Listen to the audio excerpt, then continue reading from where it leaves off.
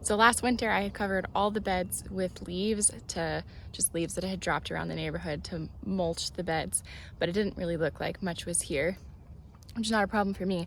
But someone decided that they were going to drop yards of weed seed filled dust on the gardens that I had spent ages that year covering with the no dig method. So I'd put down cardboard and mulch. I mean, wheelbarrows and wheelbarrows. It took me hours of and this compost, and I covered everything, made these beautiful beds, did okay.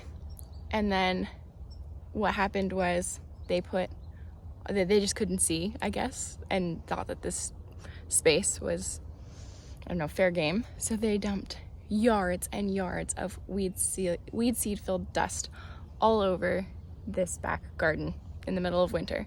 And so snow melts, I come out, I discover it, and I hauled a lot of it away physically by hand, but there's still some places you can kind of see behind me where that lovely dust color, yeah, that wasn't there, and neither were all the weeds that were growing, so that it completely took over. So I had to start basically from scratch, almost, not completely from scratch, and that was a disaster. I'm still upset about it, in case you can't tell.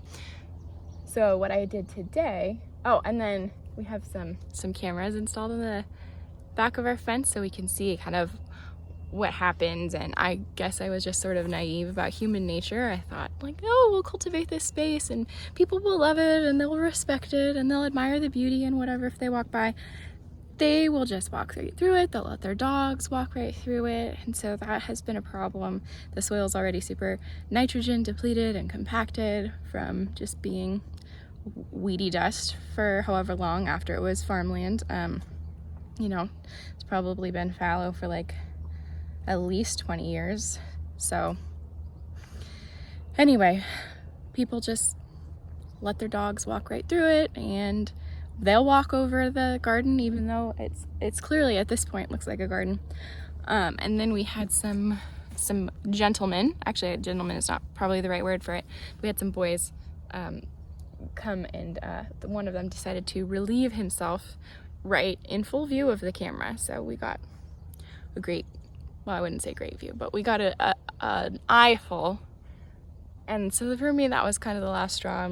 I need to protect this. I loved having it open all the way to the water. There's the canal over there, but that was just too much for me. So this morning I went around and hammered in these T-posts, and that's actually kind of a good indicator of the compaction that we do have, because it was really difficult in some places, and we have a lot of rocks too, so it was really difficult to actually get things hammered in, but I did it and just pulled this netting around. I thought I was gonna be able to pull it in and kind of put it around the posts, have hooks on it like you can with chicken wire, but this plastic stuff is really flimsy, and you know, I'm not that big of a fan of using plastic products, but I just needed to throw up some really cheap protection.